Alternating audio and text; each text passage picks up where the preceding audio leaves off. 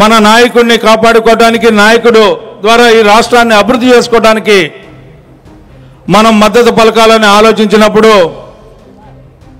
నాకు 100కి 100 పాళ్ళు నాయకుడిని సమర్థించాలి, నాయకుడికి మద్దతు ఇవ్వాలని ఆ రకంగా ఆ రోజున ఆయన ఏదైతే సూచించారో, ఏదైతే మార్గాన్ని చూపారో ఆ మార్గంలో అనుసరించి ప్రశాంతంగా ఆ రోజు అడిగారు, నీకేం కావాలని చెప్పి నన్ను అడిగారు.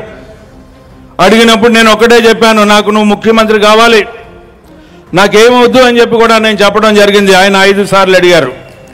5 సార్లు కూడా నేను చెప్పాను, నాకు మిమ్మల్ని ఈ నిమిషంలో నాకు ఇది కావాలని చెప్పి నేను అడగాలని నాకేమీ లేదండి, అడిగేంతటువంటి ఆలోచన నాకు రావట్లేదు.